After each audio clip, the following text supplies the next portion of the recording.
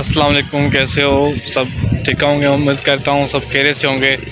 आज मैं आया हूँ रेलवे स्टेशन पे, जहाँ देखें तो ईद के दिन तीसरे दिन की ईद है और बहुत ही प्यारा हसीन मौसम है।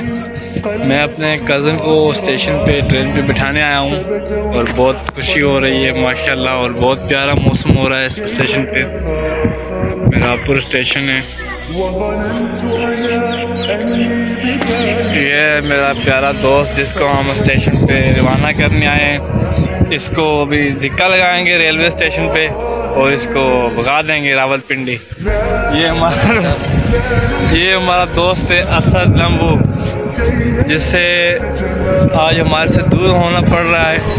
बहुत अफसोस हो रहा है, अल्लाह पाक इसको जज़ाए खैर दे।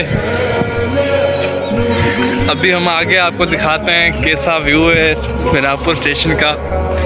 ये देखें आवाम उतरी हुई है धड़ाधड़, और यहाँ देखें जहाँ से ट्रेन आ रही है, आपको ट्रेन नहीं नज़र आ रही होगी पर आ रही है, बहुत दूर है फ़िलहाल, देख सकते हैं आप।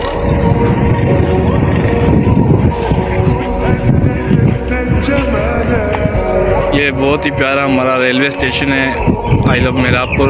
मैं तुम्हारा अपना भाई DK 04, और आपको दिखाते हैं फिर ट्रेन आ रही है इसके बाद लोग।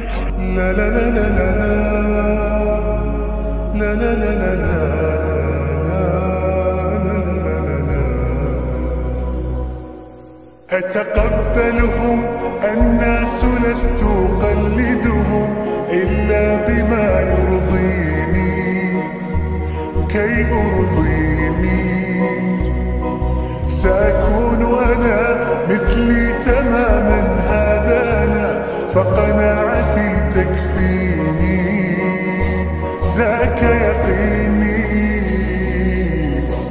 لا لا لا نحتاج المال كي نزداد جمالا جوهرنا هنا في القلب تلالا لا لا نرضي الناس بما لا نرضاه لنا حالا ذاك جمالنا يسمو يتعالى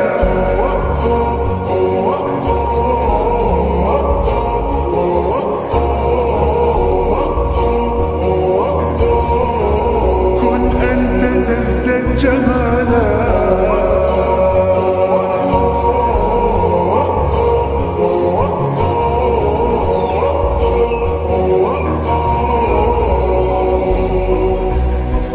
سأكون أنا من أرضانا لن أسعى